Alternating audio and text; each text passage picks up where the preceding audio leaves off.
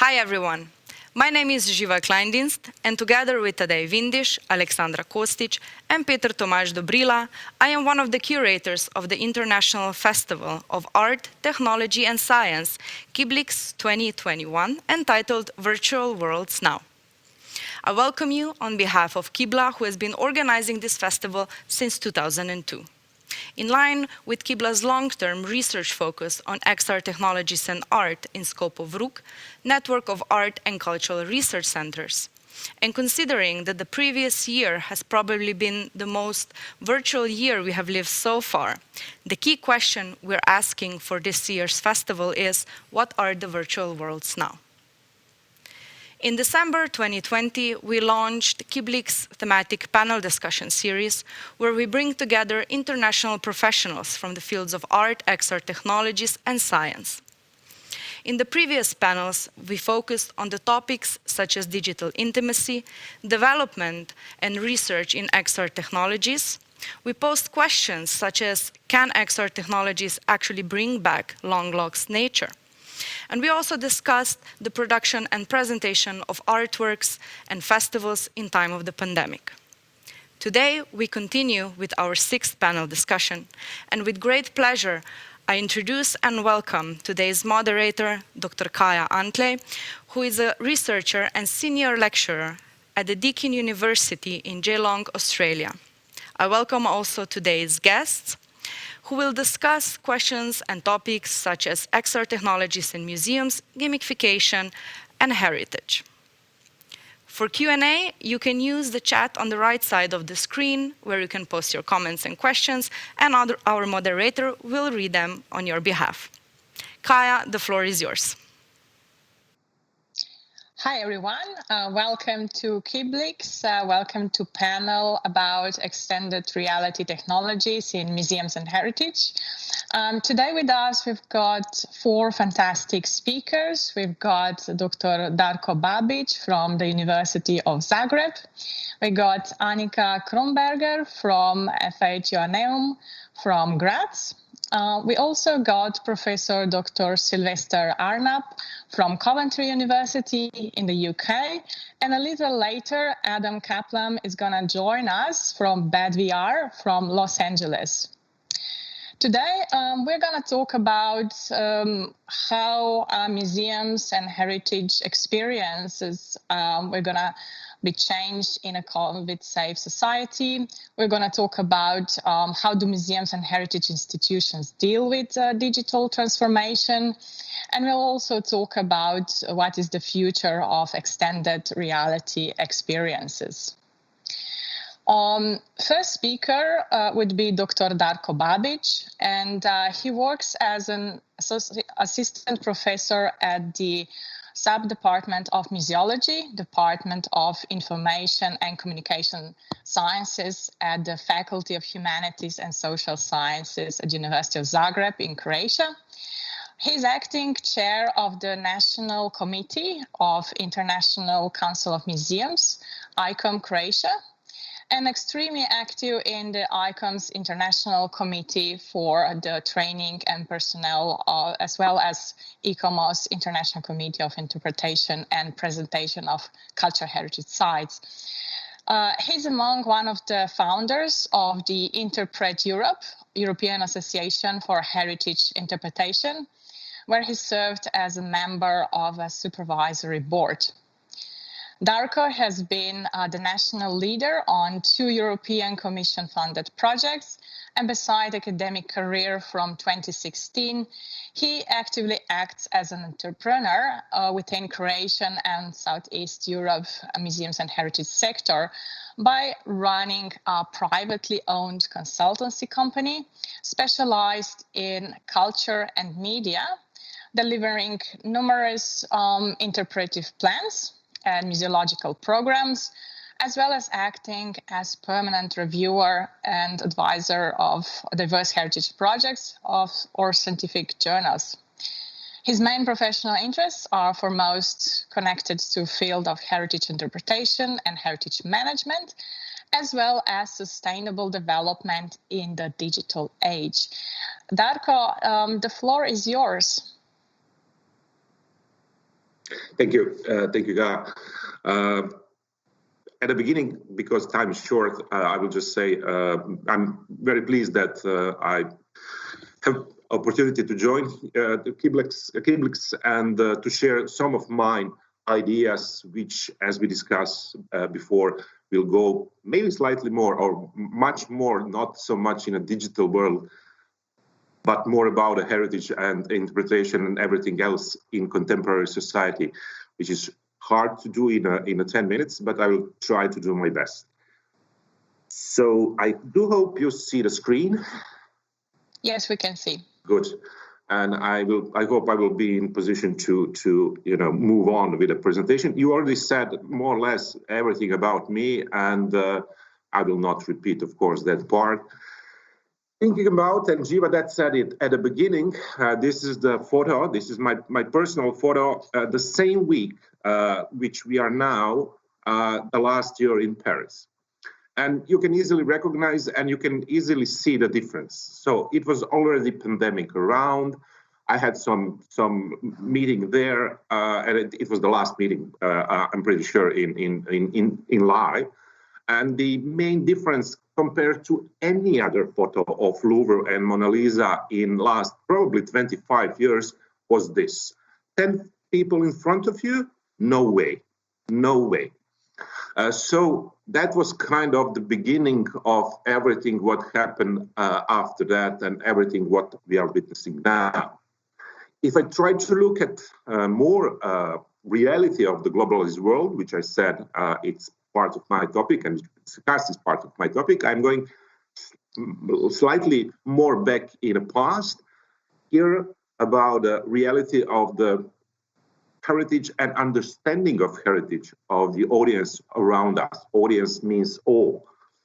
So as you can see, there's two photos of Egypt and Las Vegas in US, and two numbers.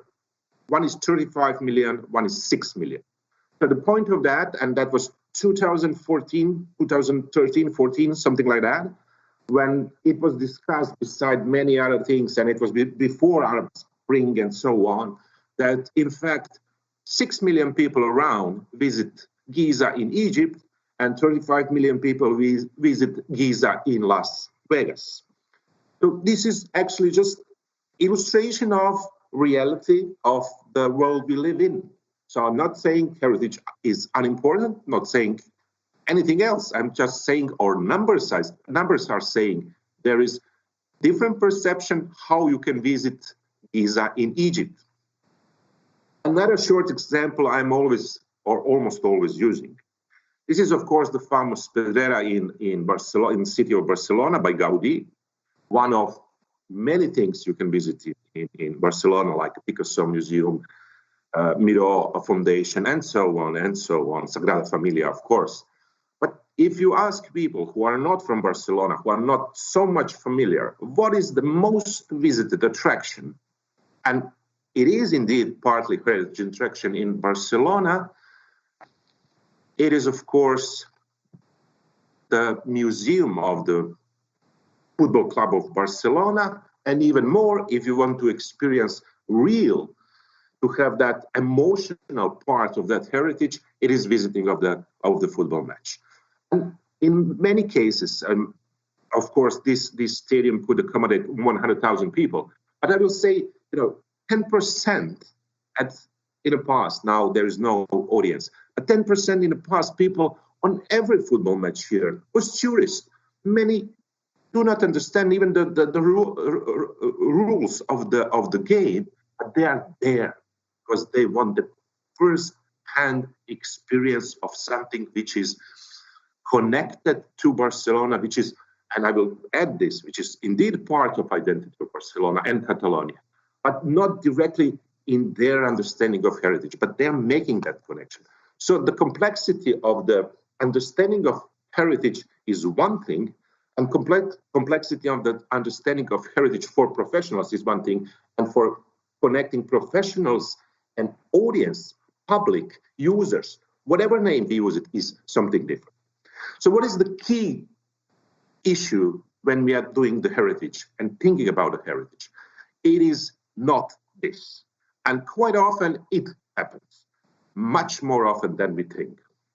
So the point, as I already said, is to think twice or rethink how we understand heritage, and saying this, arguing for a critical look at the way how we as professionals on one side and consumers on another, and we professionals are at the same time consumers and professionals, how we create and participate in a thing we easily call heritage.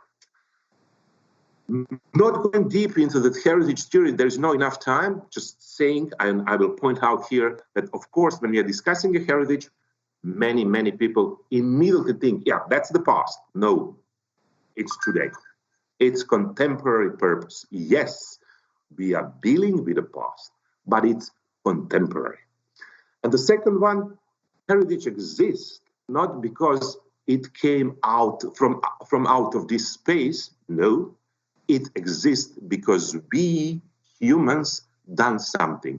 And what we do is kind of the management. Could be good management, could be bad management, could be political management, could be any kind of the management, but it's what we do, people. And that means interpretation is all. When we are discussing about heritage, interpretation is all it matters. So we could associate meaning, we could deassociate meaning, we could, put the favor of something, and so on and so on and so on. But everything at the end do lie in interpretation. In that sense, heritage or cultural experts must act as a mediators in the process of bringing source, and here source means any kind of phenomena, cultural, natural, mixed, whatever, virtual, and so on and so on. So bringing source and users, public, audience, communities, again, we could use different terms, closer together. That's the role of heritage professionals. Coming more into the interpretation, we could say, yes, heritage professionals, as we said, interpretation is extremely important. Interpretation is that part which connects people and places. And interpretation offers to us universal benefits. Heritage interpretation is such as a skill which could be learned.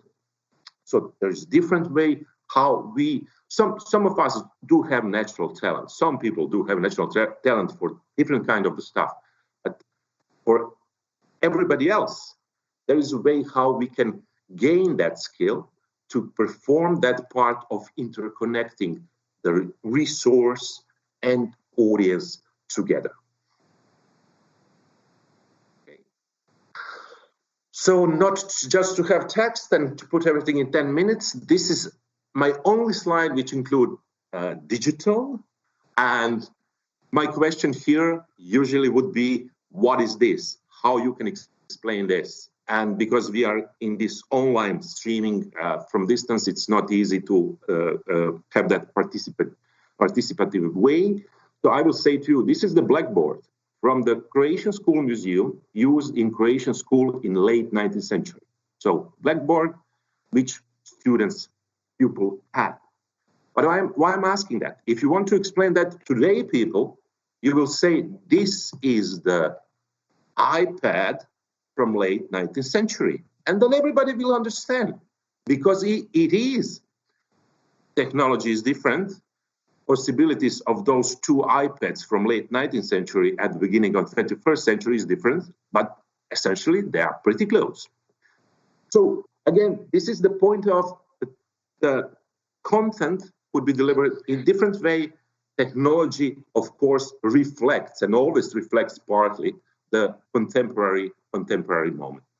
And on the right side of the screen, the methodology, which is I'm still more familiar, not saying that I'm not in digital, but still more familiar and always necessary, and that's the field work.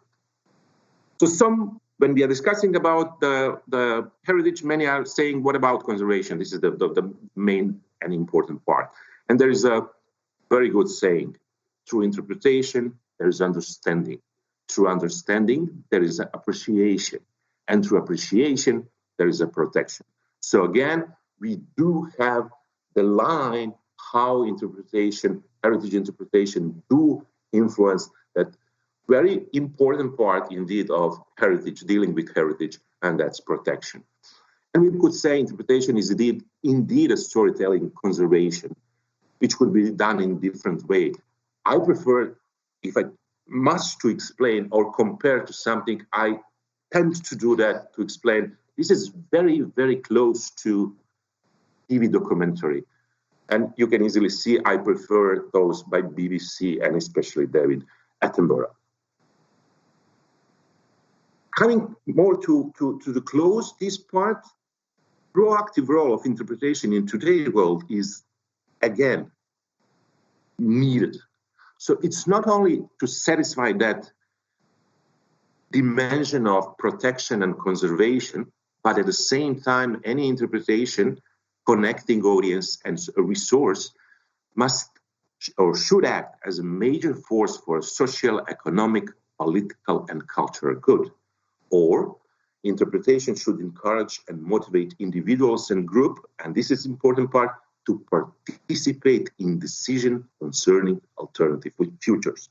So whatever we do, that participate way, including in digital and any other part, must be included. Why? You remember the image from the beginning, because we don't want that, we want this. And if we have this, then we will be successful. And then audience, community will recognize what is important. Just to conclude, if I move from the heritage interpretation to the heritage management, we could say it is a multidisciplinary branch that, if properly understood, goes beyond relation reduced solely to the protection and direct economic viability of the heritage. Contemporary understanding of implies respect for all socially relevant factors in a given context, and consequently ensuring tangible benefits by which heritage management contributes to the development of the local community, but also society as a whole.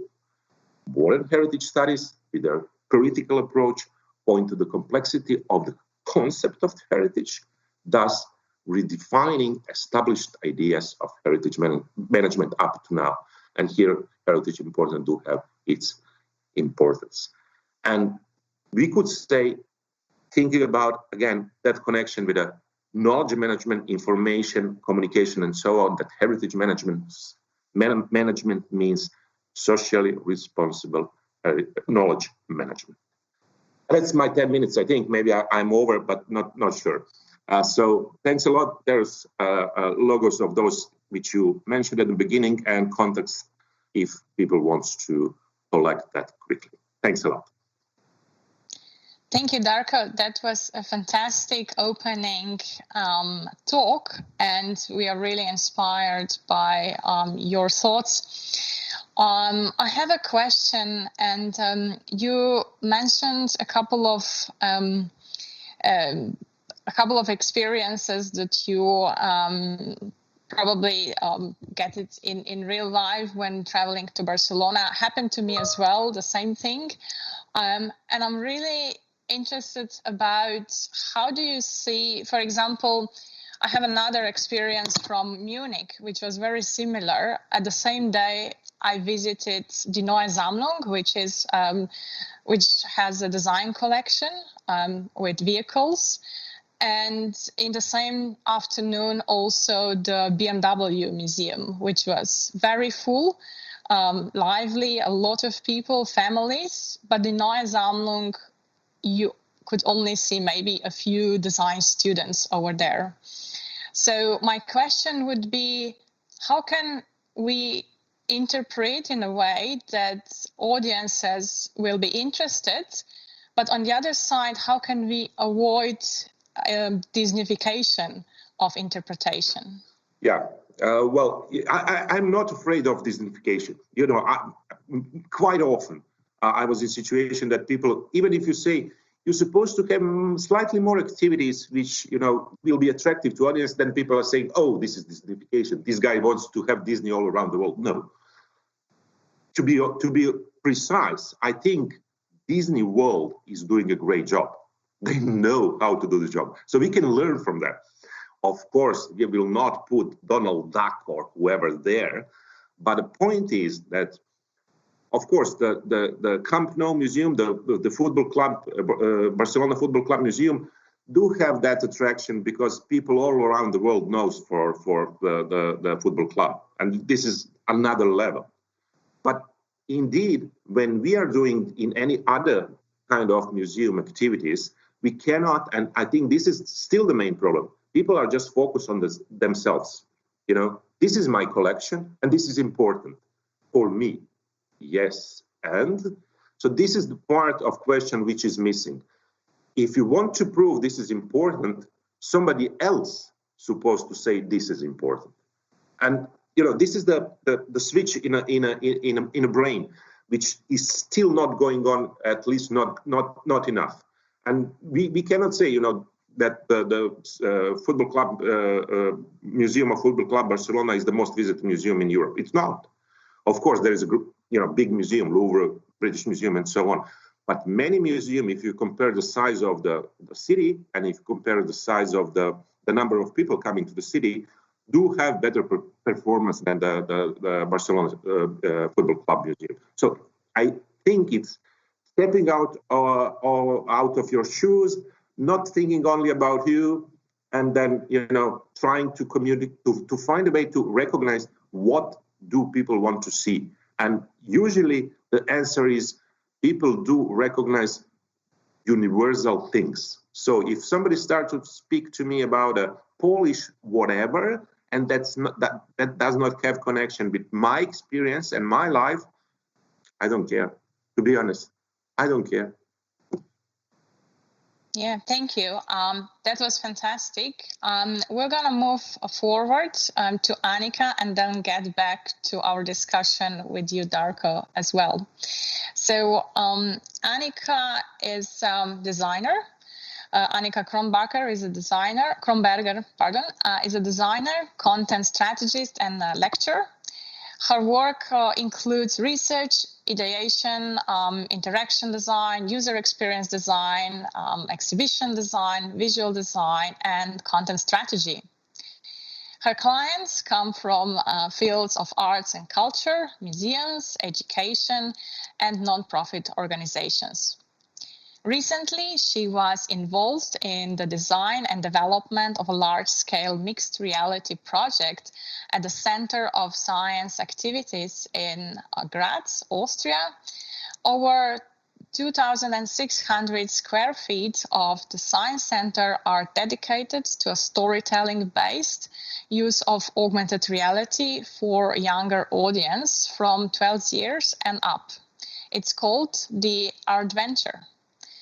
Anika Kronberger is also a researcher and lecturer at the FH Joanneum at the Institute of Design and Communication in Graz.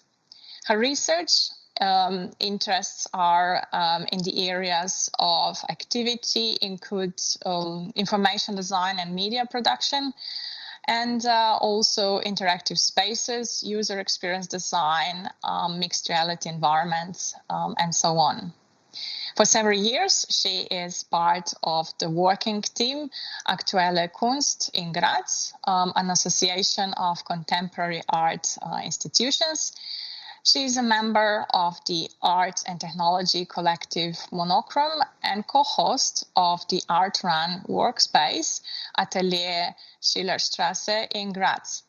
Anika, thank you for coming. Yeah, hi. Thank you, Kaja, for inviting me. And I'm also very grateful to be here and to talk about basically the one project you already mentioned in my biography. So I will talk today about this interactive mixed reality experience that we did, me and the team of people that opened in, long time ago, but not so long time ago, end of 2019. So as we already heard, it's called COSA, so Center of Science Activities. And one part of this COSA was this story-based, game-based use of augmented reality. So as you see here in this image, it was a multi-user experience, and it was integrated in this whole science center setting. So the hands-on experience was very important, and me and my team were responsible for the set design, for the space design itself, but also for the interactive experiences and the whole storytelling process and the concept of the whole space. So basically the story was that visitors come to the museum and get equipped one by one with these HoloLenses, and they have this little robot that guides them through the whole experience, and the visitors themselves have to solve riddles with the help of this robot, but also the visitors help the robots. So there are 3 rooms where the story develops.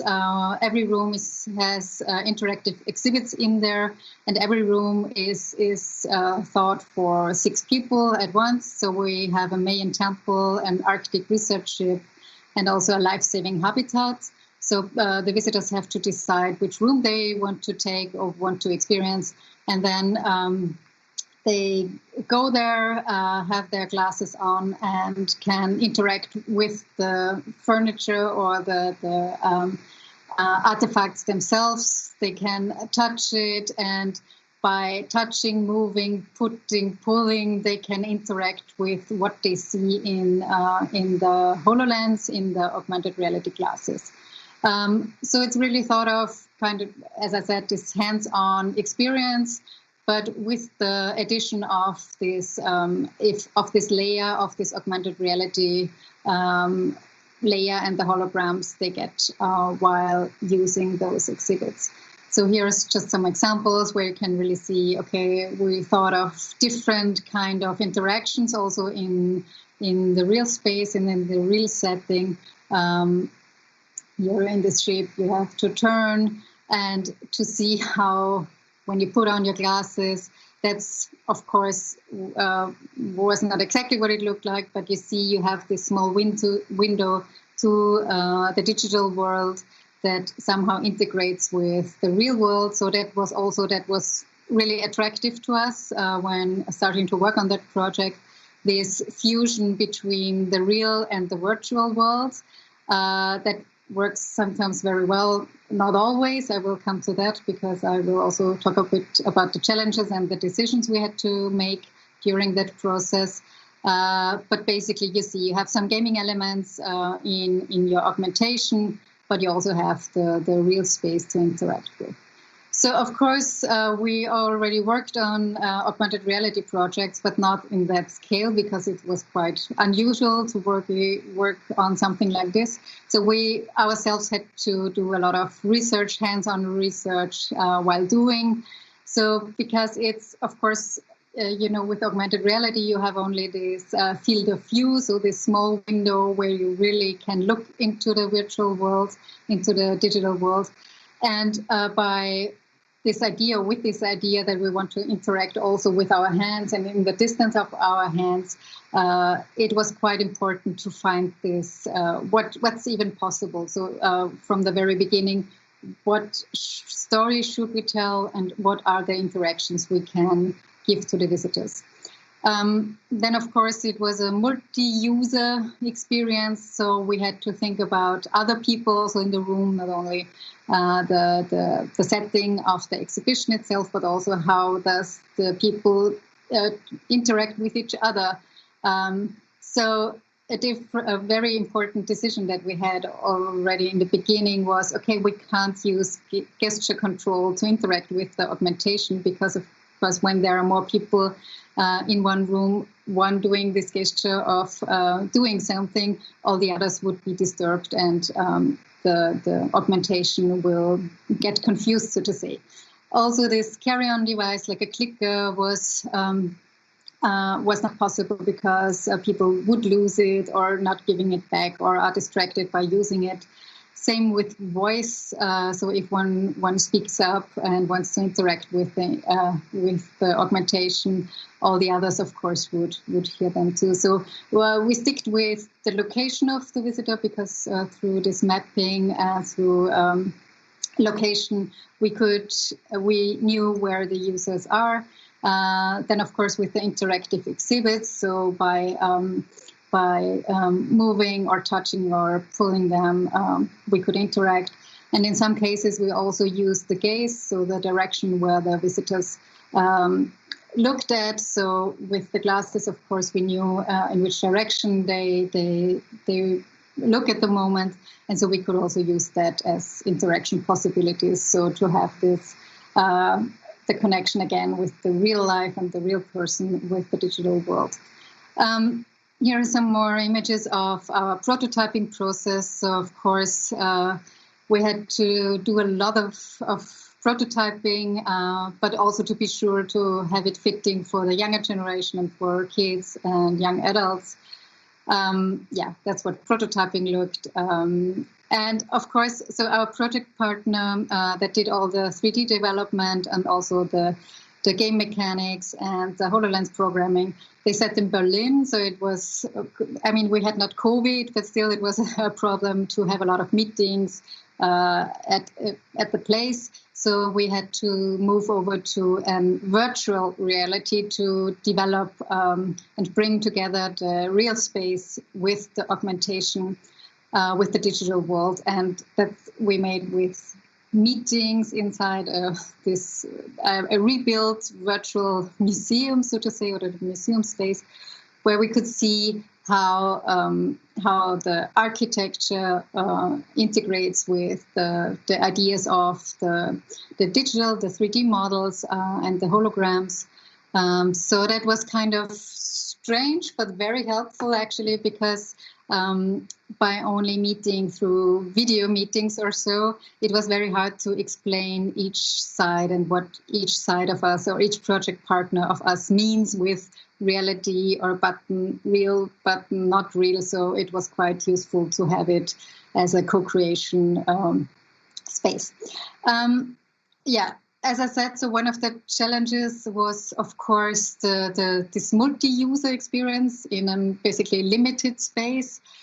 So we had to really take care on the distance of the visitors themselves, but also with the interaction objects. So that's one, you see the video, but so that's what it basically looked like. You had this exhibit and had this layer of digital information or digital augmentation. Another thing was to take care on the distance between the places where the real interaction took place, and the augmentation layer. So you see it here with this field of view. It was not that easy to find the right balance there. So it worked quite well when the physical interaction was very close to the visitor, but the augmentation was a little bit far away, so that we could use the real big field of view basically. But it worked not that well when the augmentation should be very close to the person, but also the interaction. So in this case, you had to swipe over a board where some artifacts are revealed. So you always have this cutting, this unnice cutting of the field of view. What worked very well in the setting was kind of the multi-sensory approach. So we did not only use the visuals from the holograms, but we also had this feeling, so the haptic feedback, so to say, or the feeling of touch.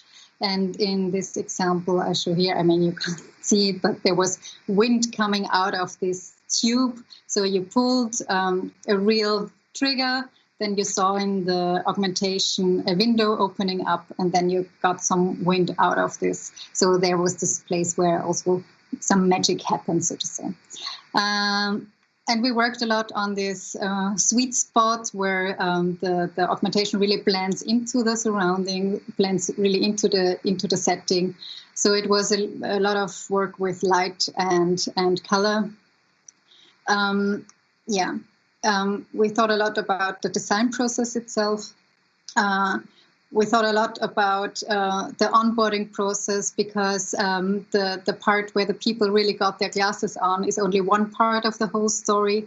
So the storytelling and the immersion already had to start very early. And of course, the moment when people get their glasses on, maybe for the first time in their life, it's a very important moment. So we really took care on the setting here to also have the glasses stored in a very useful way, so that it's get charged, but also helps the person who has to put the glasses on, the visitors, has a nice surrounding that really works and is not stressful for them. So I'm almost at the end of the presentation, but really what was attractive to us, and I think what's also a very important part to think of, is this balance between the realities, so that not only the augmented reality is mapped onto something, but also to use that space, to use the place that you can design for, also as a so to say, as an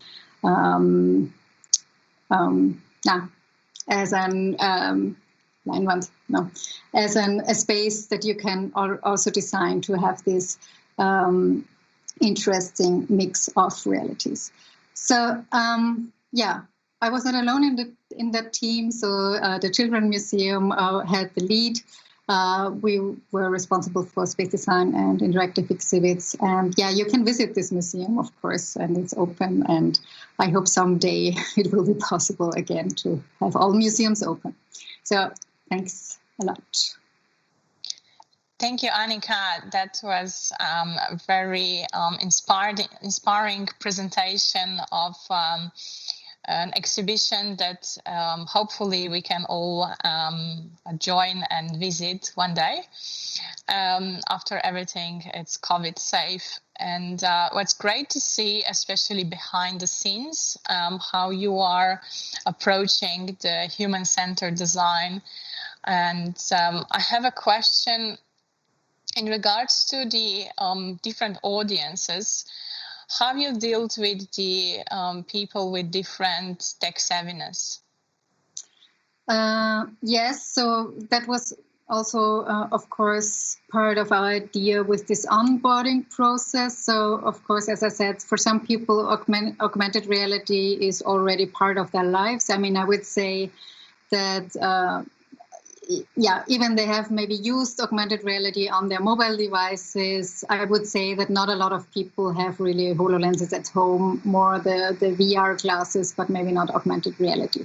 So yes, in the first ideas, the story was quite complex, and of course the game developers want to achieve a lot and put a lot of story also in this setting.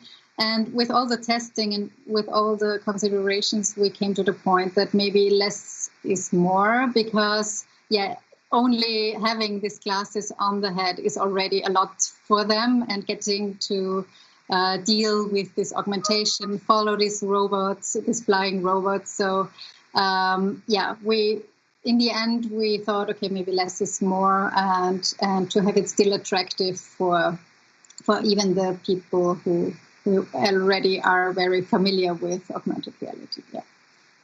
So did you do any user evaluations, formative or summative? Yeah, so there was always kind of test runs through the space then. But of course, in that kind of project, everything came together at a very late part, because that's the thing of this, or the way it is with those kind of projects. So it was, I think we had some weeks to do really the whole test run with all the rooms, with all the holograms inside. So we had some test runs with the people from different kind of age groups, and yes. Any surprises? Surprises. The surprise actually was that it worked quite well. So the interactive exhibits worked quite well. Sometimes it was confusing for them to follow the robot, because sometimes it flew out of the field of view, and you could only hear him or her. Yeah, so you had to move around a bit. But actually, no big surprises. No, it was surprising. Thank you so much, Anika.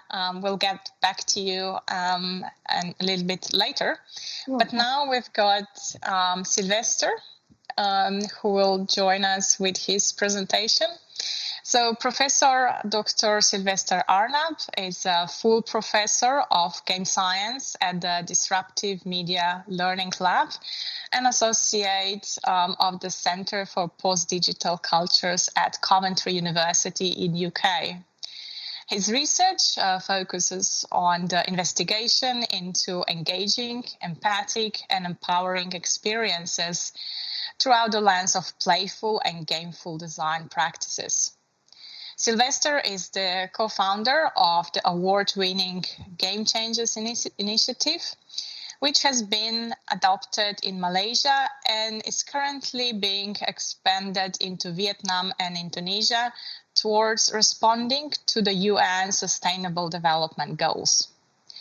Sylvester has recently published a book on game science in hybrid learning spaces, which provides insights into the research and practice of purposeful game design with a focus on hybrid education. So thank you for joining us, Sylvester. The floor is yours.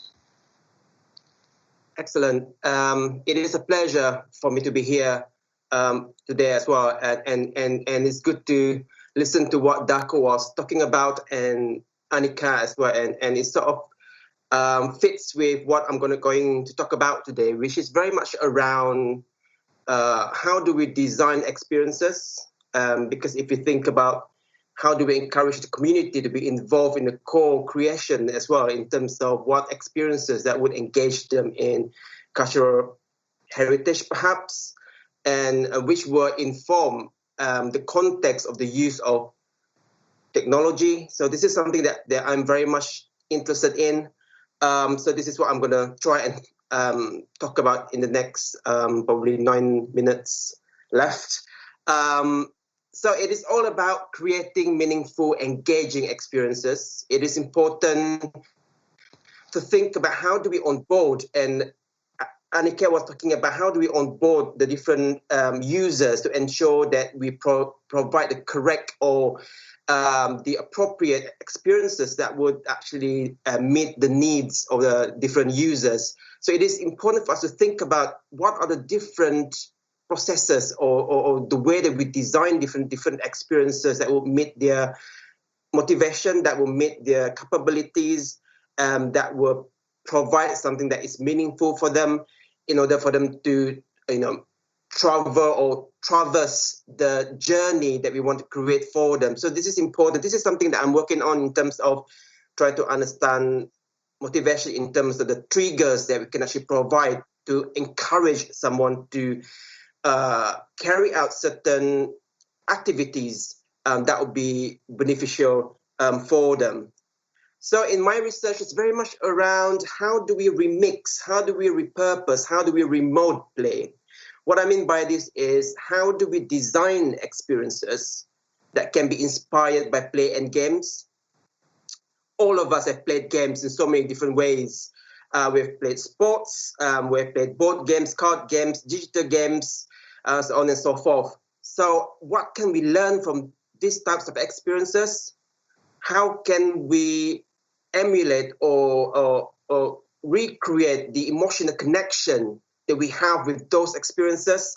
Can we learn from the different aspects of this and use it to design different solutions, different products, different solutions, or different experiences that will engage different types of users? So in the case of cultural heritage, in terms of museums, perhaps we need to think about, the different types of engagement that we want to include in the journey that someone will go through in terms of, coming through the door to the end of the experience. Is that what are the different modes that we would like to include in terms of the engagement with the artifacts, perhaps, or the engagement with the stories, and the engagement with the interaction with others within that particular context. So I find it interesting that we can actually learn from how we play and how we interact with others when we play, and what are the emotional connection that we experience in that particular activity, and how we can translate that into design. This is something that I'm very much interested in. And there are so many headlines during the pandemic in terms of the benefits of play and gameplay. Since we can't actually go anywhere, it's like the UK is here in lockdown. Games have provided the opportunity for us to, quote unquote, travel, to explore different scenarios, explore different locations, to interact with others in a safe space, right? So we are able to really expand our imagination.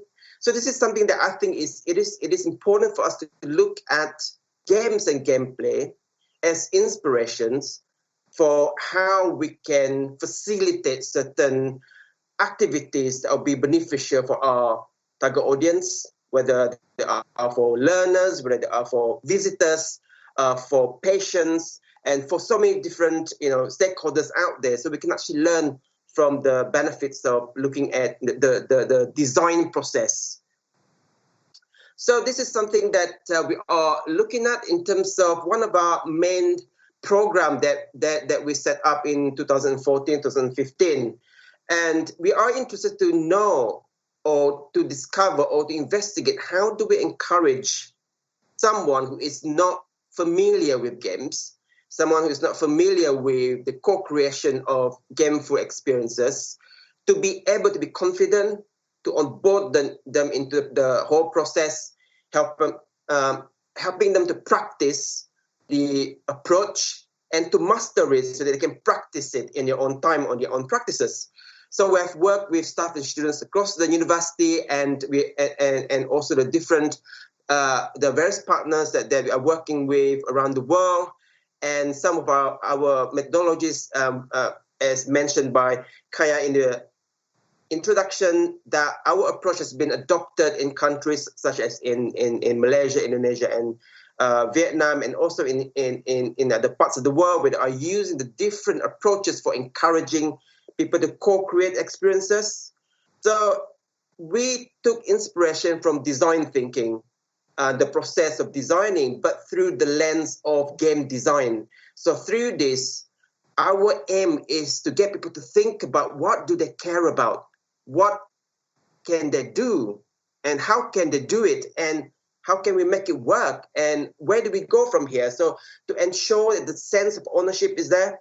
So I believe that in Darko's presentation in the beginning, and was talking about the community part of it, this is an opportunity for us to bring the community into the process of the co-creation of the experiences, because the type of visitors that who are going to engage with different types of cultural artifacts and heritage and stories, they are changing in terms of their expectations, in terms of the things that will entice them to engage with something that is going to enhance the understanding of a certain culture, of a certain history, so on and so forth. So we have to think about ways for us to engage them and onboard them into the experience. So in terms of the holistic approach, context matters. So that goes back to understanding what do we want to achieve. Then think about how do we make it interesting, gameful, and playful. And then that will inform the types of technology that is going to be useful for us. And as an example, as we can see here, we can see that staff and students at university work together to create an application to address a gap in the learning at the university, which is how do you learn Italian language and the culture and the history at the same time? How do you do it in an active way? So they were very much inspired by Pokemon Go. So in the end, together, they created this app where you can actually go around Coventry and then you can learn about the Italian culture, the Italian history, and you can learn the language at the same time, but in Coventry. So this is quite an interesting project, and they are able to use an open source platform for that. So this is an example of how the experience journey is important. How do we capture the journey? How do we create this experience where someone can actually move from one point to another? What are the micro experiences that we want to create? Because smaller experiences would be more impactful rather than a huge end-to-end. So perhaps we have to think about the different types of experience that you want to create. And we have also used the same approach in creating an art trail in Coventry to encourage young people to understand more about arts. For example, if you travel if you're in Tokyo, you can learn about the arts in Coventry, and if you're in Coventry, you can learn about the arts in Tokyo. So this was created for Tokyo 2020, but unfortunately, we couldn't launch it because the Olympics has been cancelled last year. So we are looking into revamping this now and see how we can reuse it in so many different ways. And in terms of in Europe, we've encouraged teachers to co-create experiences for their learning using the same approach and in terms of the journey. And I'm going to show you a short video that is going to show you the types of experience that the teachers have created in Romania.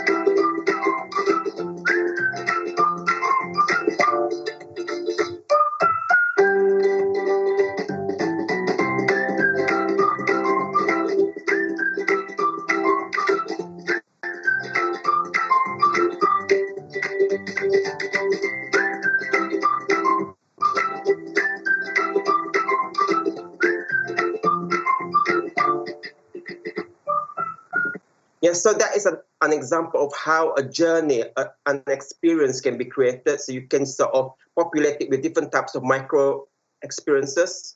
So this approach is also being used in this example here on the screen in terms of how do we map the journey. We need to understand what are the different types of objectives that we want to achieve in, say, a museum visiting journey. What are the different segments of the experience? What do we want the visitors to achieve in those particular segments so that we can create different types of experiences that will meet the needs. And this is also an example of PhD work. The PhD student is supervised by myself as well as Kaja. So this is an experience that is trying to encourage people to find out more about Frederick Lanchester, who has created cars in Coventry. And he has also created a hybrid electric car. Not a lot of people know about it. So the students is also using that journey experience. How do you contextualize the different journeys, the different parts of the journey, and what do we want them to achieve within those particular journeys so that it will be more contextualized and useful for them. And of course, there are so many information that we can think about how we can create those experiences. So quickly, I just want to show this because I don't have a lot of time left. In terms of encouraging people to think about coming together to create something meaningful is important because the sense of ownership to get the community or anyone who is interested to create experiences to come together to onboard them, to make them master this particular process. And it is all about thinking like a game designer.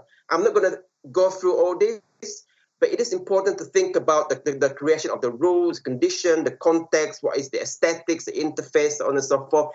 That is going to help us understand who our target audience are and how do we engage them. And one of the approaches that we used on board is trying to help them to exercise their creative muscle. For example, this is an example of, say that we give them a topic card, which is for history, and the game inspiration is Cluedo. So we would challenge them. How do you create an experience that's going to take inspirations from Cluedo as a game and history as a subject?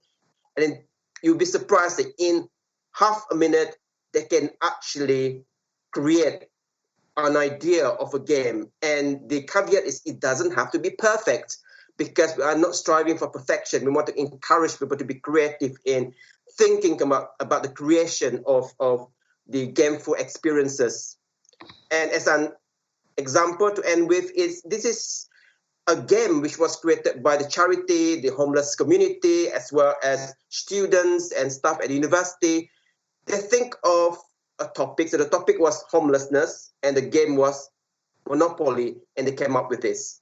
So you can see how effective it is for people to think simple, because great ideas can come from something that is already there. So we can learn from the different design. And it is important to think about the experience. The experience trumps it all, because we need to make sure that it's meaningful, making sure that it is effective, and making sure that it is going to be beneficial to whoever that we want to target. And the world is our playground. So stay playful. We've done it in so many different projects. We are still learning, and I'm still learning myself. And most of my learnings for the past 10 years is in this book, a shameless plug. But yeah, so if you want to find out more about the process of designing experiences through the lens of gameful and playful design, get in touch with me, and I'm happy to have a chat and explore new ways of doing things. Thank you very much. Thank you. Thank you so much, Sylvester. That was another very interesting presentation around playful and gameful design, and a little bit behind the scenes, how we can approach that and what are the effects of such endeavors. Another similar question from me, similar to Anika, how do you approach people, not maybe with different level of tech savviness, but maybe with different demographics, cultural demographics, different backgrounds, because play or game can be a little bit more interactive in a way. How can you deal with that? This is an interesting question, because this is something that we have worked on for the past few years in creating a transdisciplinary approach to designing gameful experiences. So that would include people from different backgrounds, different culture, different belief, and different ways of looking at things. And we love that, because we learn a lot of things from people who are from different backgrounds. I can give you an example of the activities that we run in, for example, in a very remote part of Malaysia. So there are teachers, the communities, and young people, and they are not familiar with games at all, and they are not familiar with Western games. So playing to them is something different. So what we encourage them to do is to really take inspiration from their culture, because every culture out there, they would have their own playful experiences. So we asked them to start from that. So what they showed us, especially in this village, they showed us a hoop, and it's like a spear.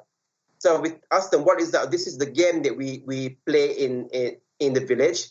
What we do is we would throw the hoop, and the kids, we have to try and catch it. And this is a game that they've been playing for so many decades and centuries, because they use that to teach young people on how to hunt. So we say, great, now let's use that. You understand what this game is, how you enjoy it. How do you use this to perhaps teach a subject. So the teacher will say that, oh, we can actually do this. We can talk about physics, we can talk about the distance, we can talk about momentum, we can talk about all sorts of different things by using a simple game. So they created their own version of it. And in that one afternoon where we work with them, there are so many different cultures and so many different backgrounds as well. They managed to create 8 prototypes of games that they were using in the classroom. So yeah, I think we just need to really be empathic to their needs. So bring them back down into, understanding that it is about the sense of autonomy and the sense of ownership. So when the community comes together, they need to have a voice. So because their voice is important, so that will make it more meaningful. Whatever experience that they're going to create is going to be based on their needs instead of our needs, because we might not create something that is going to be meaningful, but they would know what is going to be engaging for them. Yeah, so thank you so much. That was really important message, co-creation with the local communities, and how can we build experiences that are meaningful, especially for them. That's something that we will talk a bit later as well. But let's proceed with our presentations. So with us today is also Adam Kaplan, joining us from California. Adam is an immersive technology evangelist.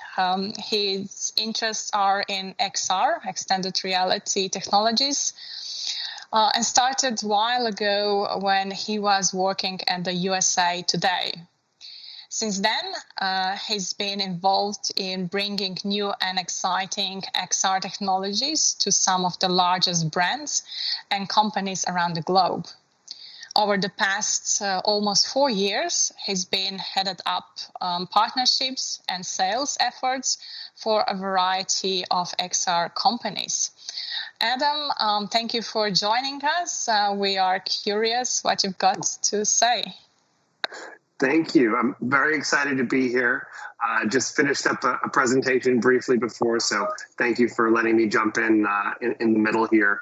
I have a very short presentation, just kind of talking through what I'm currently doing with immersive data analytics, but I really want to sort of tailor this to really talk about XR in general, and if there are any questions around, kind of that and how it works in terms of connecting with people. I'm super excited to work with that as well. So I'm going to go ahead and share my screen here.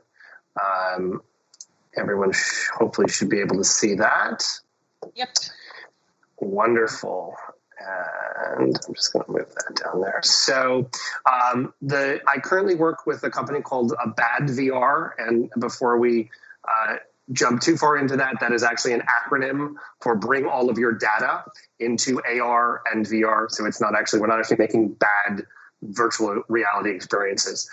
And we've been around for about 3 years, early stage startup. And the idea that we really center on is immersive data visualization, the challenges of how do you interact with data in this world where we're dealing with sometimes petabytes of data. You're still kind of using those antiquated tools of scatter plots and charts and graphs.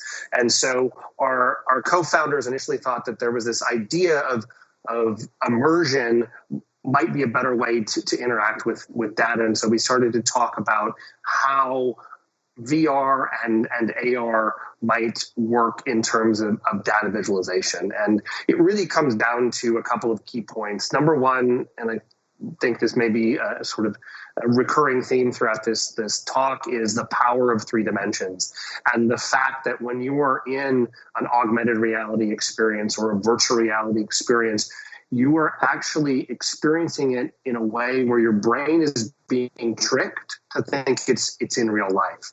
And I think that it's huge when we talk about being able to form memories and do things in virtual reality, where we form those in our prefrontal cortex. And so we're able to have deeper recall. We're able to have greater understanding just based on the fact that we're actually experiencing this in virtual reality. So that was where we started with in terms of looking at data visualization in a more holistic way. The second part of virtual reality is that expansive space, that scale. And I think that translates into a lot of different areas, even talking about museums and being able to visualize and experience things that maybe you couldn't experience in person, but in a virtual experience. And also being able to look at data at scale and create this macro version and then drive down into a more micro version. This leads us to a perspective change. So we're able to have multiple people experiencing the same type of data within a shared holistic environment, really in 3 dimensions, in real time and collaborative. So the collaboration aspect is huge for us as well. Once we've kind of came to this thesis, we then began working with a variety of different environments and trying to figure out how data visualization might fit into those environments. So we have 4 kind of building blocks that we use. And again, these are interchangeable, and we're really looking at telling a story and how we can better tell that data story, so to speak. So the first one of those environments is a networking environment. And that really comes from not just networking, but IoT sensor engagement and really digital twinning and creating those virtual twins of things in the real world so you can better impart that knowledge to somebody else. The second one falls into my version of Excel, I like to say. It's really a data stadium, and you're able to actually bring in and visualize thousands of data points all at once in this sort of virtual stadium to, again, look at that macro and then dive down into the micro. Again, then we move into geospatial visualization. We're doing a lot of work with public safety, with health data around visualizing things geospatially, whether that's weather or fire data.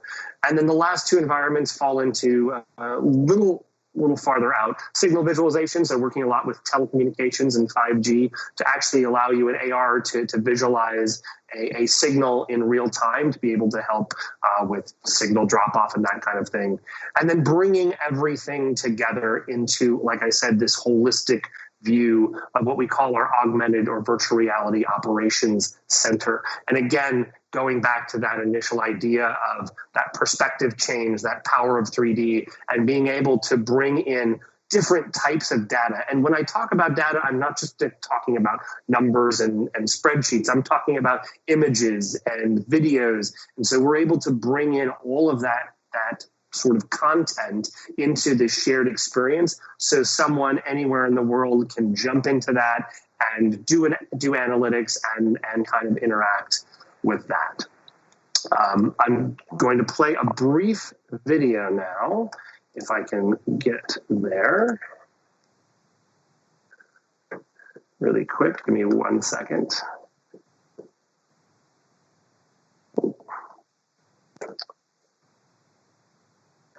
This is actually our environment in action. And I just wanted to take this through now. Obviously, this is in 2 dimensions. It's a in-headset view, but it kind of explains a little bit about what we're doing.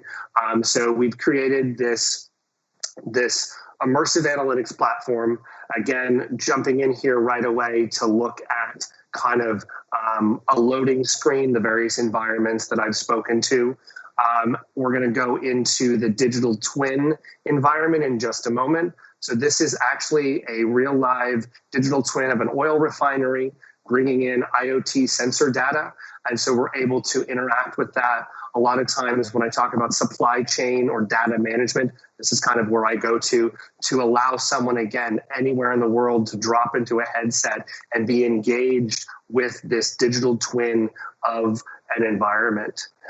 So again, you're seeing kind of the flashing green lights there represent sensors, and we're able to kind of see what's going on there. I'm going to move into our environment in a moment. Talked about that geospatial environment. This is actually a 3D representation of the city of Santa Monica. The buildings are to scale, and we're going to bring in some rudimentary filtering with just coloring things red and green. Again, it's just kind of the basic level of interaction there, but really being able to, again, showcase something that you might not have seen in 3 dimensions, but able to show scale and interaction. And I said we're working a lot with weather visualization and that kind of thing as well. The third environment we're going to drop into in a moment is that data stadium. And this, I said, is kind of our version of Excel. This one is specific around marketing analysis. So looking at multiple big box retailers and how their marketing and their sales changed during 2020 and the pandemic. And so you can see as we go through there, you're going to see it started to go green to red as people started spending less through the years or through 2020. Again, just a very kind of rudimentary initial idea. And then the last environment here is the Augmented Reality Operations Center. And there again, we are looking at bringing all of these different types of data together to tell a story. And that's where I talk about bringing in visuals and geospatial data and group segmentation data and really being able to give you that holistic type of view. So that is sort of the end of my very brief presentation. And so I would love to hand it over to Kaja to answer any additional questions. One thing I do want to bring up before we go. So I don't know if we talked about this, but I have one of these. This is the earliest version of a VR headset. And you can't really see it, but this was in like 1836. It's 2 images on a piece of paper, and then you can visualize it through here. So I always like to bring that up in my presentations. Like VR has been around for hundreds of years. We're just now finally getting to the more interesting way of interacting with it. So. Thank you, Adam. And you're exactly right, especially for data visualization. We haven't talked today much about that. We've talked about heritage interpretation. Then we continued with the user experience and HoloLenses, augmented reality. We were talking about gamification, and now data visualization. So what do you think where this is all heading in virtual reality? What kind of feedback are you getting from maybe your partners, your clients, your users?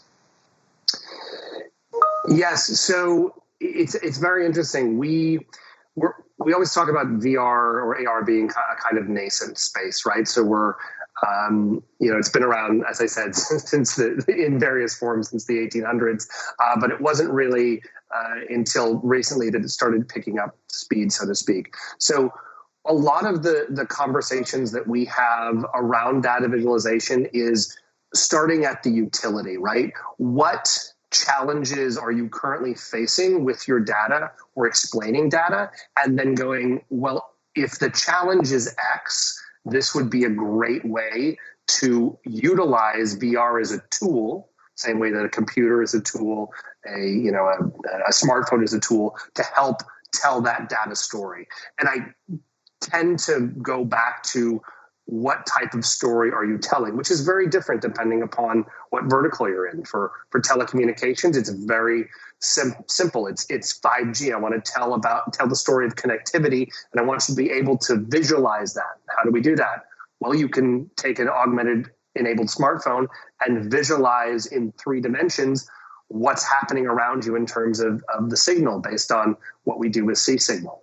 For another, company for public safety, which we've done a lot of work with, it's about that shared context. So having, a shared view of an incident from a command perspective, and then also from, the first responder. And so again, taking all of that sort of disparate data and bringing it together.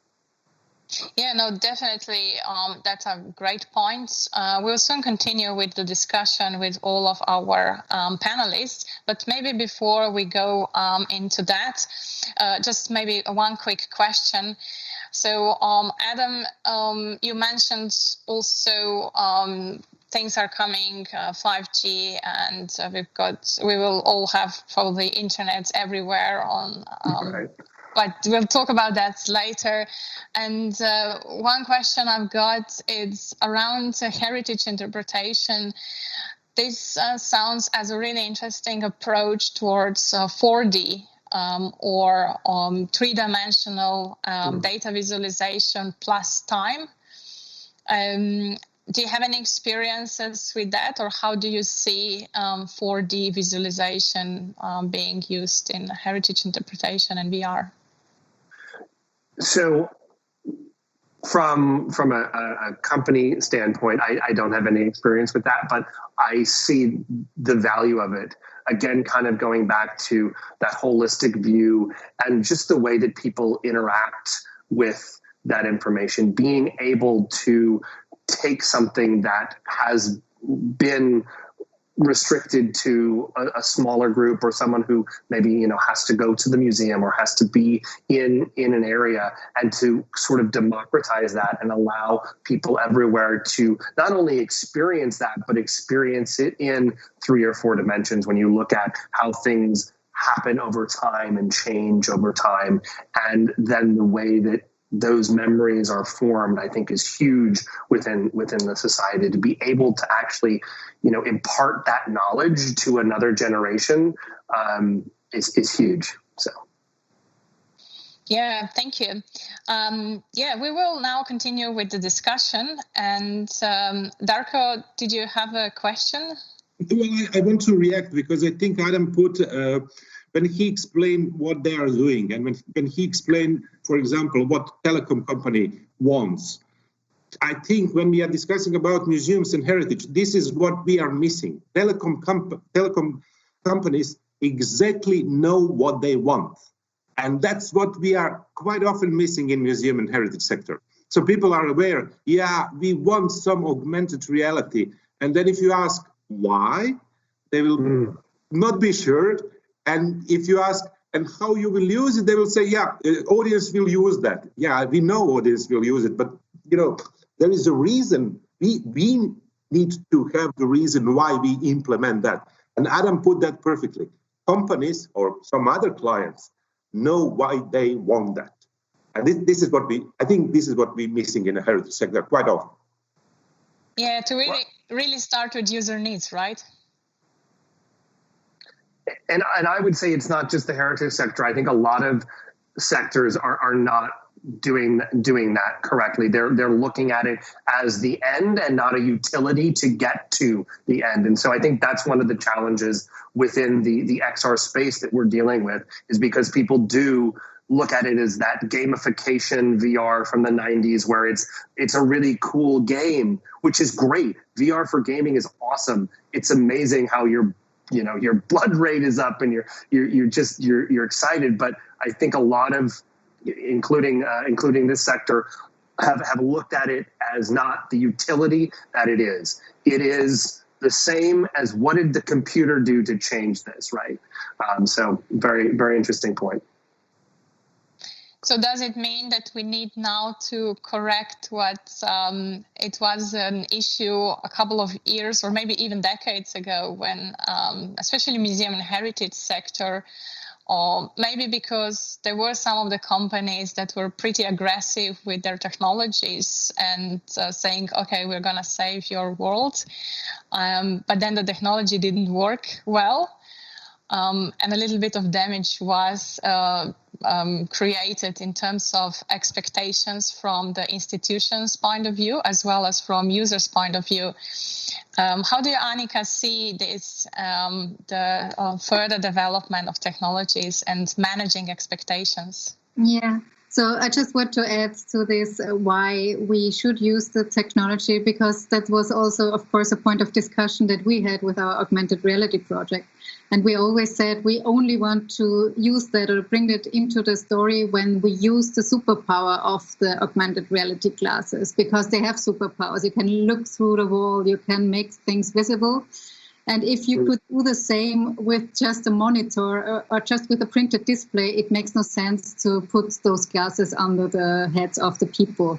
So, of course, I mean, in this setting, also one why was just to use this technology and explain it also to the people. So there was also a space where it would have been possible in terms of not pandemics to also get younger people inside and explain them and let them try out. So only to the part of the superpower.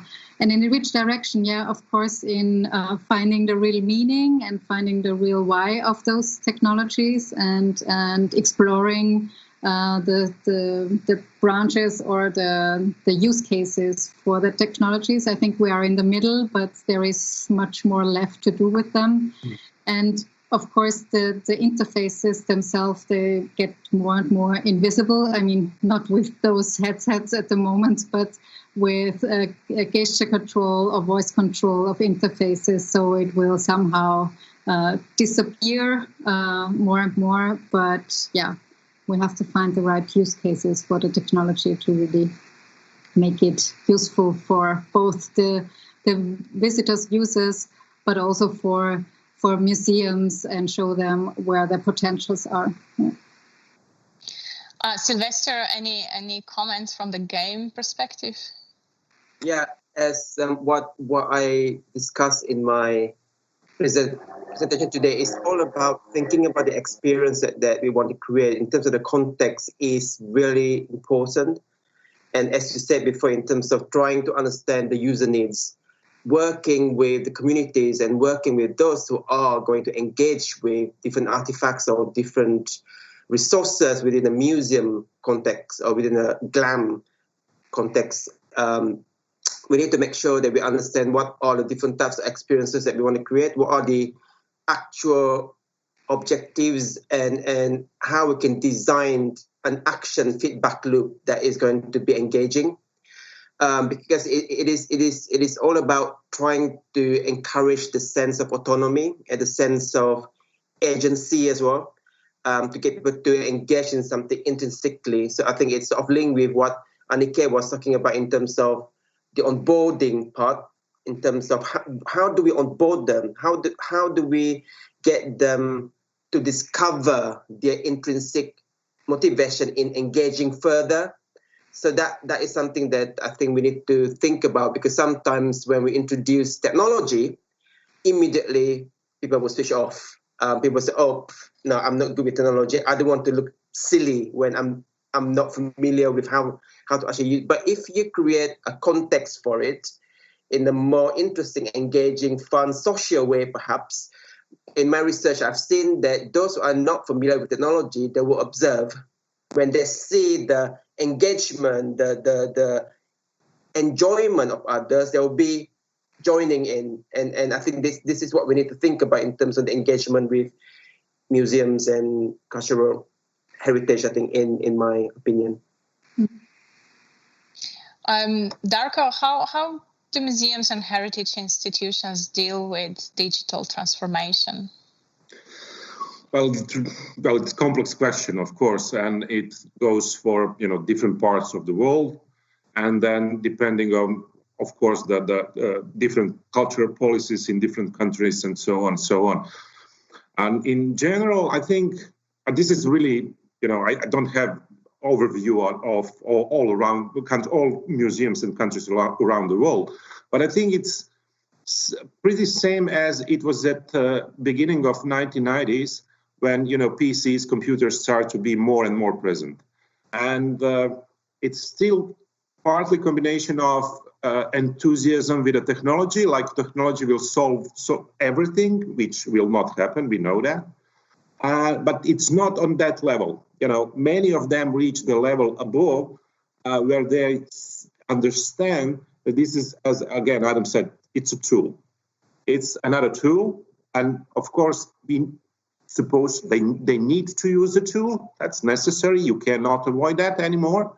But you need to understand why you are doing something. You know, it's not enough anymore, which is still happening. Here I could speak about Croatia. Let's do, you know, we will digitize our collection. And then again, and after that, what you will do? Well, nothing, because, you know, something will happen. Miracle probably will happen. No, it will not. It will not. But more and more, again, more and more, I hope over 50% plus now understand it's, you know, you're supposed to have the reason why, and then you're supposed to do it, not the other way around. How do you see, Anika, from your perspective as a designer or someone who is on the other side of museums and heritage institutions? Yeah, so again, the why should we use it? And I think museums did a very good job to get even smartphones out of their rooms and out of their spaces. So I think even there we have some steps to take to get the smartphone back, maybe to use it as a tool. So I think with all the augmented reality and virtual reality, we are ahead of that. So as a designer, of course, I mean, there is a lot of work to do here. So either to make these spaces really integrating with all the technology, but also, of course, in terms of interface design or preparing the content to achieve these micro experiences that Sylvester was talking about, and also using the possibilities, but also taking care on the restrictions that those devices bring with. There is a lot of interesting fields to research on, and also to let students and designers experience and work with it. Yeah. Kaja, if I again can just interrupt, and you said on the opposite side, and of course you didn't mean that way. And my experience is that opposite side, if we call it that way, is more aware quite often what museums need to or supposed to have than professional museum staff itself. You know, I'm guessing because they better understand technology, but they want, when they applying that technology, they want to apply that in a proper way for a benefit of the client. And I'm not saying it's always like that, but quite often that, as we said, you know, other side, opposite side, indeed coming with better idea than museum professionals itself. Maybe when I can reply to that. So, of course, I mean, museums and are a very interesting field also for designers and for telling those stories, because museums have a lot of stories to tell. So that's actually a precious thing that all museums have, that maybe companies or other institutions don't have that content and that story to tell. So I think it's really a good match to bring, of course, designers with museums together and have those ideas. I think one problem, of course, is that, I mean, developing an exhibition with augmented reality or something like that, it's kind of a software development process, and that's something very new or maybe unfamiliar, and also a little bit scary to some of the museums. And I understand that, because, of course, it also costs a lot of money, it takes a lot of time. Sometimes in the beginning, it's not clear what comes out in the end. So to see, to do the research while doing it, so to say. So, but I think there is, I mean, we see it at conferences where also met Kaja, that a lot of things are going on. And I think it's getting more and more that also this superpower or this tool to connect the visitors or the people with the content of the museum is seen as a advantage and a useful thing to work on. So we were talking about user needs and user wants, and that they might be quite, maybe even more tech savvy than the institutions themselves. How can we discover user needs in that regard? Sylvester, you've got any recommendations for museums and heritage? For me, I understand where Darko was coming from in terms of sometimes the professionals themselves don't actually know what they need. So that is one thing that we always, when we work with different stakeholders, what we always try to do is to help them to find any gaps, any problems, or anything that they would wish to change, anything that the wish list, as well as something that is needed in the museums or in schools and whatnot. So they will start with a problem, quote unquote, gaps or challenge or opportunities. So they will agree and they would discuss that particular challenge. That is where we normally start from. And then we would challenge them, say that, see this example, similar problem to yours, and it has been solved in this way. So that would link you what Anika was saying in terms of having more use cases to show and how. And in terms of most of the time, the issues that we always address is on how do you engage, for example, in schools, how do you engage someone in something that they don't really want to do? So it is one of the key problems, right? So we said, hey, let's look at gameful design aspects or playful design aspects. What are the different aspects that we can include and try out and test out? So we help them to go through the design process of designing experiences, break it down into, right, okay, this is what we want to do first, secondly, thirdly. That sort of link with micro experiences. So it is not as scary as creating a big experience. So we'll start with one, okay, let's start in creating something that is going to address this sub-objective that has been identified, and then they will work on that. And they will be more confident, so they will work on the second one, the third one. Then they will think about how do we fit everything together. So in short, it is all about starting small and making sure that the conversations are there. And we are there to understand the needs as well as to challenge them when we need to. But we should not, in the way, push the technological ideas first, because it's not going to work. We're going to say, oof, no. We don't need this. We start with the problem, then say, oh, this is how we can actually use this technology that's going to solve this particular problem. That's my view. And now we are talking also about COVID. We cannot avoid this discussion, definitely. Maybe Adam, how do you see how COVID accelerates the development of XR? What do you see from your perspective? Yeah, so COVID, I think, was a game changer for a lot of almost every industry. And what I've seen from XR and from our experience, that video that you saw of our demo was something that came out of COVID, because pre-COVID I would just go into a client and put a headset on them. And now during COVID, we weren't able to do that. But I think it's done two things. I think it's advanced the storyline where people have been interested in finding alternative ways to interact, which has sort of pushed AR and VR into the forefront. But I think, again, we also need to be very, very careful, sort of the overarching thought that we've had around this conversation of making sure that we're looking at that utility. And so I think that as we move into 2021, 2022, we're going to start seeing these hybrids of possibly utilizing AR and VR within the workplace to help augment, in-person interaction and that kind of thing. So it has definitely, I think, advanced the story of VR, but I'm interested to see how 2021 and 2022 kind of change that course. So that makes sense. So Darko, what about museums and heritage institutions? How do they deal with COVID, and how can we create maybe COVID-safe, engaging tools? Well, I'm guessing all of you know, and that social distancing and all other rules. And to be honest, in the spring or during the summertime, I attended several museum conferences, and COVID was the topic.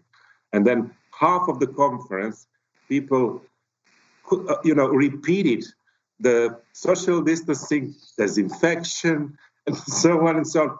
And so we were all around the world. So no point to, and all of us here and all of our audience know that. So what is valid for many other things we are doing or not doing, it's more or less valid for museums. Of course, there is again regional difference.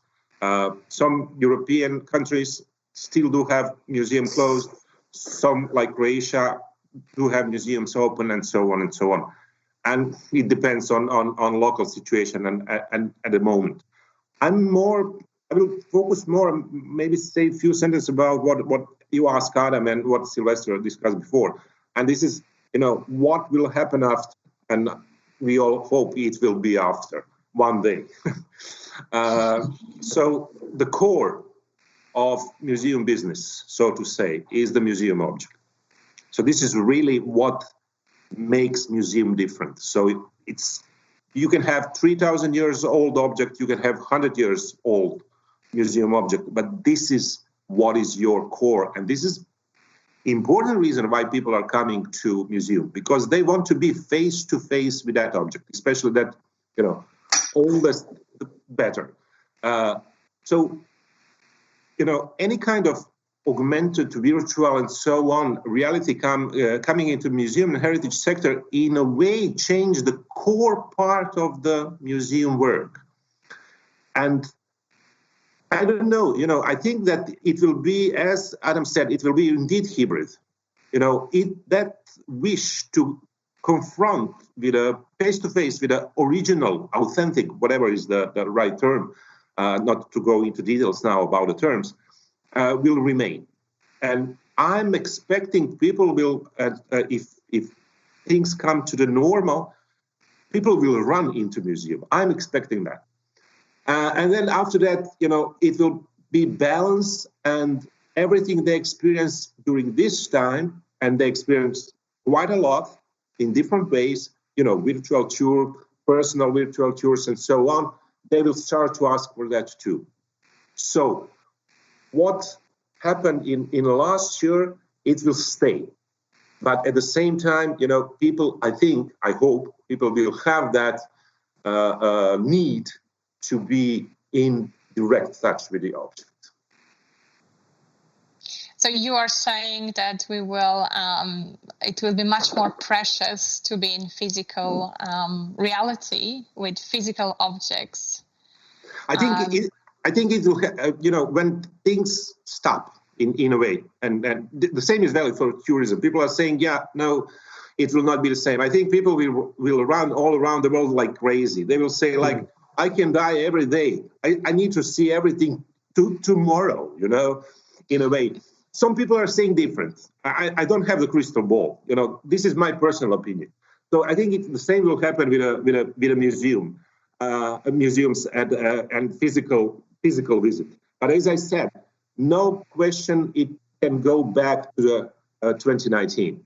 So what museums offered in 2020, the audience will demand, beside the physical visit, you need to have that too. So it will be kind of the pressure on museums, but this is kind of the positive pressure in my way, as I see it. You opened very interesting debate about museum visits, physical museum visits. My question is, now we are approaching towards 5G. We are approaching toward new ways of internet with Starlink, Kuiper, OneWeb, internet from the space, which will mean that sooner or later, internet will be available to other countries, regional countries, regional places, which is a great opportunity for heritage sites that are not in urban areas.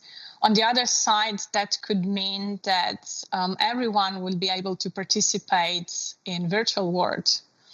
But on the other side, would that mean that physical museum visits would become elitistic and it will be the opposite way? Because I remember all these years we've been talking about virtual experiences are elitistic because not everyone would have devices to access. But in the future, if everyone has the devices, but they're not able to physically visit, are we talking about some kind of an twist. Any thoughts on that? Anyone? I think, I can take a stab at this. I think I do believe it will continue to be a hybrid, but I think that what it will do is it will democratize access, right? I think that there will still be physical museums, physical spaces, and if you are able to for instance, make the trek to Stonehenge or see the Sistine Chapel in person, those things will still happen. But what I think it will do as these technologies advance, like with 5G, and as the headsets become less expensive and eventually turn into, just glasses, it will allow someone who maybe doesn't have the ability to go see the Sistine Chapel to experience that in a more realistic way. And so I think it will, in my opinion, help kind of engage more people and bring museums and heritage and even sites that maybe people can't go see more into the forefront of the conversation. So that's where I see it going. It's that real democratization of access across the board. I think I will second that as well, because that word is a good way to describe what is going to happen post-pandemic, because it is happening now in terms of accessibility, in terms of inclusivity, that people who are not normally engaging with theatre, with ballet, and with all sorts of different cultural experiences, they are experiencing it at home because they can get access to it for free, because it was given out for free. So it's quite interesting to see, for example, the Royal Shakespeare sort of thing. They are releasing different theatre experience, and one that I'm going to attend tomorrow that is going to be interactive as well. So I can get involved in the theatre experience. So I'm quite interested to see how would that work. That is a hybrid approach in terms of getting the audience to get involved as well. So having 5G, that will open up so many opportunities for normal people like us or people out there to interact with something that they might not be able to do it in person. But one key challenge is we need to ensure that the infrastructure is there, that it's not going to create another digital divide in terms of access.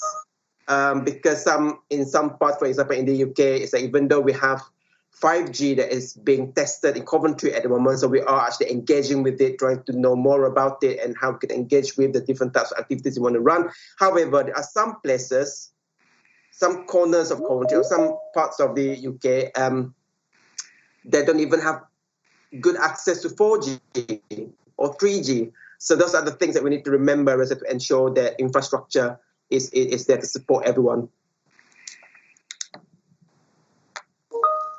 So Anika, yeah. Okay.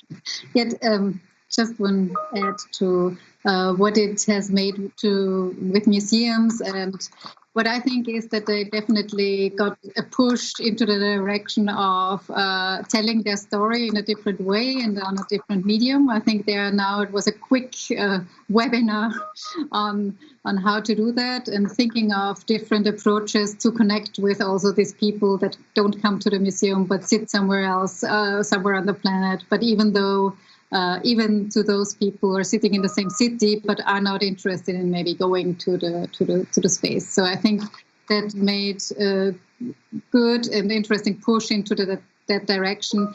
And I agree with Darko. I think we will not go back completely to 2019, what is a good thing, but some really approaches that worked well will continue to be there, and people will expect that and ask for that. Of course, the pandemic for our project with augmented reality classes inside a museum, it's really hard actually, because it was the hygienic topic was there before, so it was taken care of, but now it's a completely different game. So it's putting on some device that somebody else had on his head before. I don't know if it will be possible soon, or I mean, people don't want to do it, I would say, at the moment. But on the other hand, that will give maybe also a push to bringing your own device, so to say, to the museum, because it's yours, it has your genes on it, and maybe use that for augmentation. But yeah, for putting devices on the head or even headphones, I mean, it's difficult to use it. Yeah.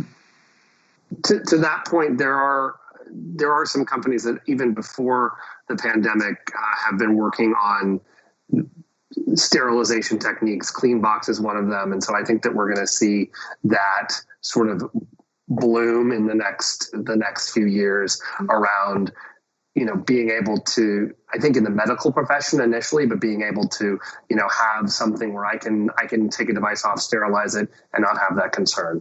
But I really like the idea of bringing BYOB to or BYOD to the museum itself, and kind of engaging that way as well. Yeah, actually, so we have a clean box in the museum even before the pandemic, because of course people want to get sterilized. Yeah. So, yeah, please. And well, you know, if we look and think what Adam said, that virtual reality or augmented reality was around us for hundreds of years. If I'm saying interpretation is for thousands of years, and then, you know, nothing will change because we all that have for thousands of years around us. In a way, it's true, really. Yeah.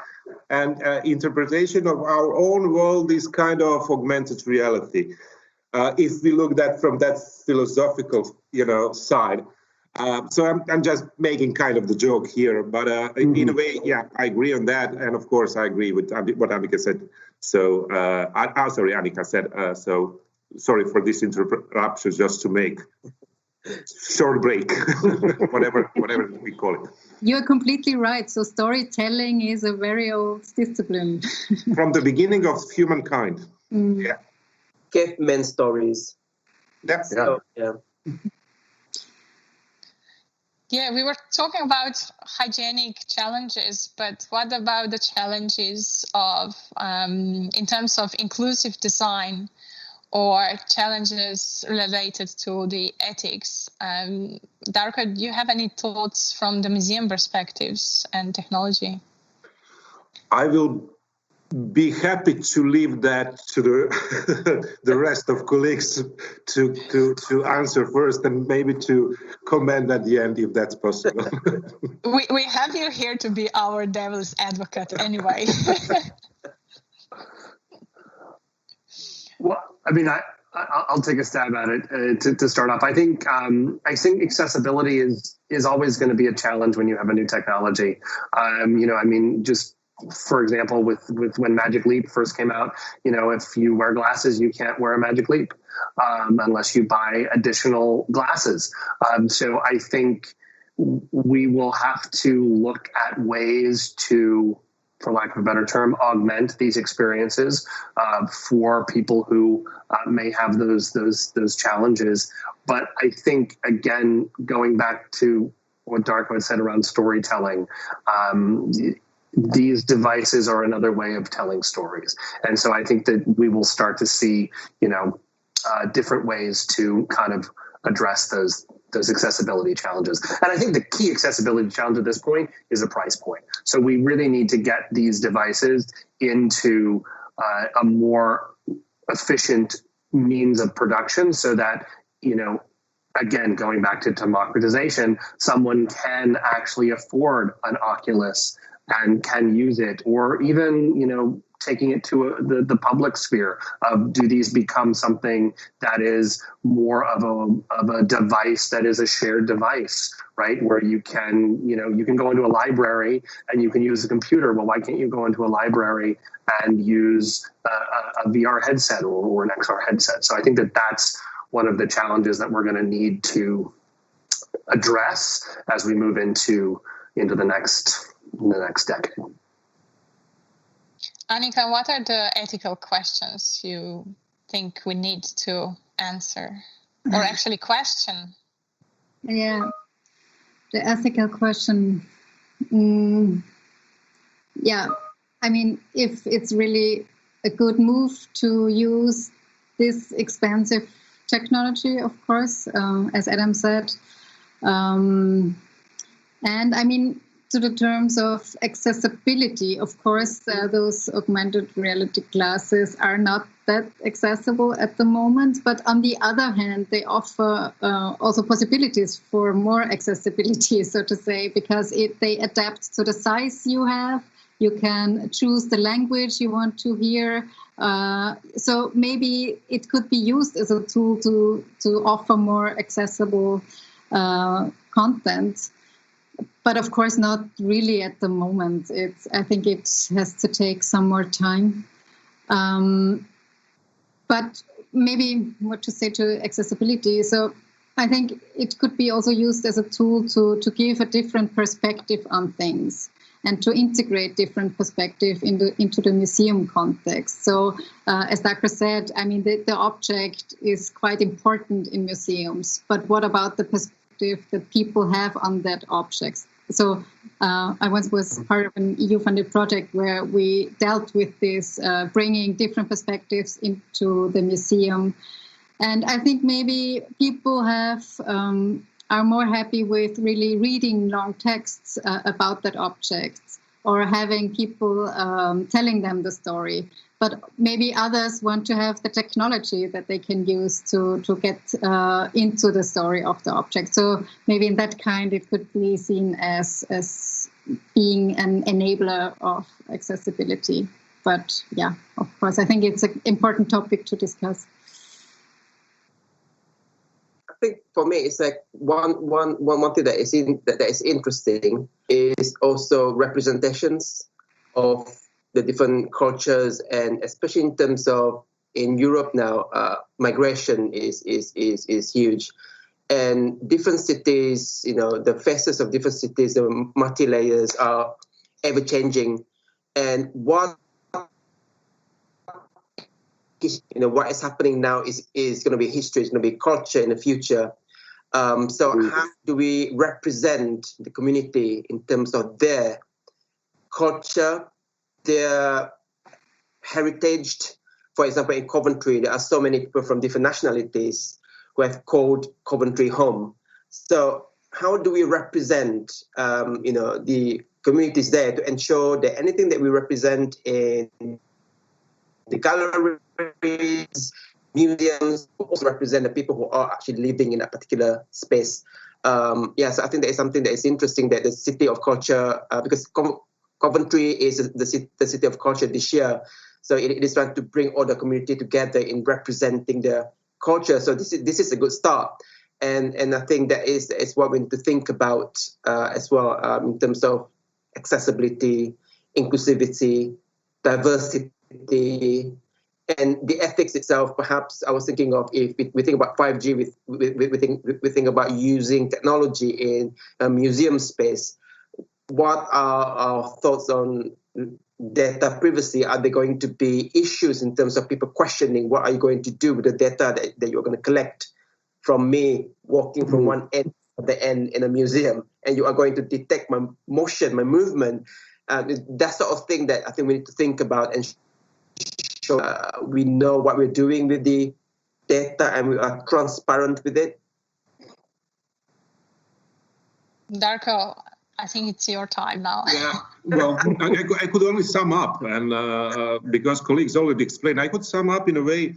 I remember in 2008, I had a scholarship in Barcelona, and it was time before the tablets, indeed. And at that time, we discussed about how to use technology. I was there, in a department of education, but working with heritage interpretation and this kind of stuff. And what we actually concluded, I think it's still valid, maybe not like in 2008, but still valid.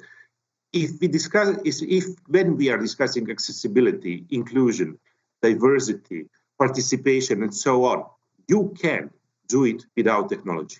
It's possible to do it. And if we look at in the past of the museum institution development, we can go back to eco-museums, 1970s, which actually done all that stuff in a different way. Of course, it was beginning of 70s of the 20th century, but it's not necessary that you have technology to have accessibility. In today's world, it's different. You need it, but there is an idea what you are doing, and there is a way or tool which you need to do it. And the same like with your question with ethics. Ethics was issue before, it's now, it will be in future. I don't see different ethics in technology compared to the usual exhibition without using of any technology. There is, of course, difference in way of using GDPR, blah, blah, whatever. But basically, from perspective of giving audience experience of the heritage, there is no difference. I would say there is no difference. There is no critical difference. So we've got a few minutes left, and maybe if we could conclude this session with a little bit of more of a foresight questions. Darko, how do you see the future of heritage interpretation and engagement from the museum and heritage point of view? No question, it will go up. No question, it will be more demands. No question, it will create sometimes issues. In a way that, of course, I'm fully in favor of different perspectives and so on. But different perspectives could bring clashes. That's possible. We saw that in a summer, during the summertime, especially in US. Partly, I will not discuss the political part. What we are witnessing now in Croatia is that the greatest Croatian sculptor, Ivan Meštrović, there is a demand to remove the sculpture from in Chicago presenting Indian, and perspective of sculpture, Croatian sculpture, what he done is more in line what we are demanding today than that perception of the past or the beginning of 20th century and so on. So that opening, if I say in one word, it's great. I'm fully in favor. It will bring more challenges, and that's good. I don't see problem. I hope we will never start any war because of museum objects. I seriously do hope. As far as that, we are managing that discussion, even issues, raising issues, and so it's good. And heritage interpretation, not to forget that part, is playing the crucial role here, of course. It opens the discussion, right? It opens discussion in facilitate understanding and so on and so on.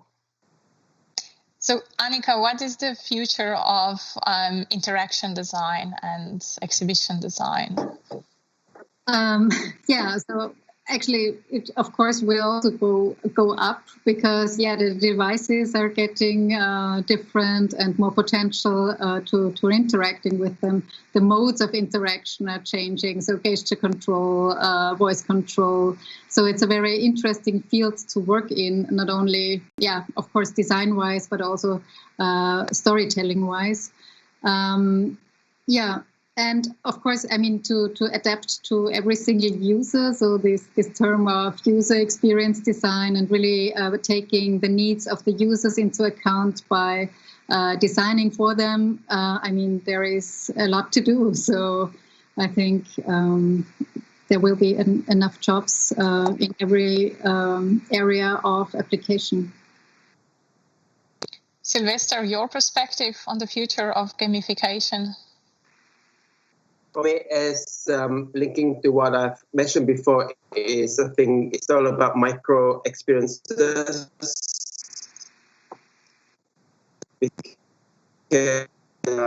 As you know, can anyone hear me? It's better, maybe. Yeah. Right. Okay. Yeah. So it's all about trying to create a different, smaller chunk of experience. Learning from the shorter feedback loop.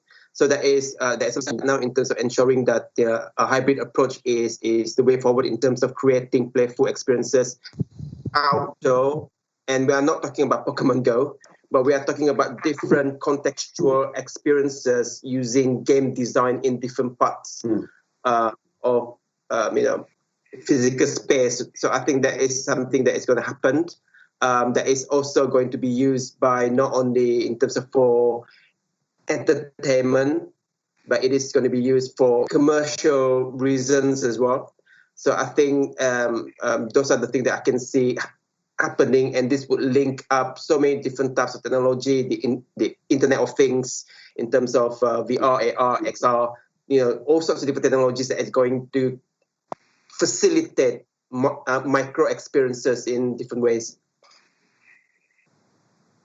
So Adam, what are the next big steps in extended reality? How do you see from your perspective? So I think there were a couple of things. I think number one, we're just going to continue to see these devices become smaller and better in terms of resolution and that kind of thing.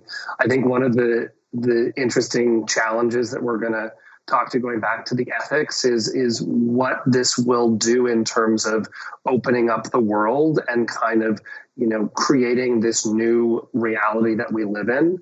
So I think that, again, we as technology evangelists really need to remember, I keep going back to this word of utility, really need to remember that these are tools for us to better ourselves, better our lives, because I think that there is a very, very easy path to this becoming and overtaking somebody, just like some people have been overtaken by smartphone and social media.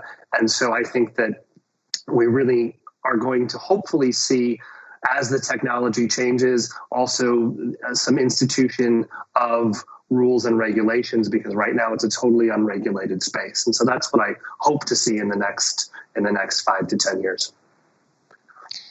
Thank you so much, everyone, for those closing remarks. Is anyone who would like to tell anything else to our audiences? Any final thoughts? Stay safe. Stay safe. Stay smart and safe. Yeah. So what do you think, Adam? Just a quick question. Social VR, is that the thing that it's coming? Are we having our next session in virtual reality, or we are still on Teams and Zoom and similar? So I think it is coming. I don't know when. I preface that with a few years ago, I was around when Oculus venues first premiered. I was actually involved with that, where you could, watch a basketball game or a football game with, a lot of your friends. And now we have alt space. I think the challenge with social VR is, until there are more realistic versions of avatars, it is not going to take off, because there is still that limitation, and it kind of brings you out of that reality. Again, going back to what I was talking about, sort of tricking the brain when you're having that VR experience, until you're really looking face to face with somebody who has emotion, and you kind of see the whites of their eyes. I think that is going to be the change in social VR. So I think we're a few years off from that. That would be my take. Okay, so still Zoom. Still Zoom. Maybe Zoom with a little bit of augmented reality engaged, but yes, I think Zoom is still where we're going to be for a few years. Okay, thank you so much, everyone. Thank you, Sylvester, Darko, Anika, and Adam. That was a fantastic discussion, and hope to see you in real life. Stay safe. Take care. Stay safe. Bye-bye. Thank you, Kaja, and thank you to Sylvester, Anika, Adam, and Darko for being our guests today. Thank you to all of you who've been watching online. Next week, we continue with our KIBLIX program. On Tuesday, we will launch a series of workshops, Mycomethodologies, led by Sasha Spachal and Caitlin Bryson. On Wednesday, join us again at KIBLIX.org streaming for an artist talk of an artist duo, Varvara and Mar, who are currently RUC residents in DDT Lab in Trbovlje. Thank you, good night, and take care.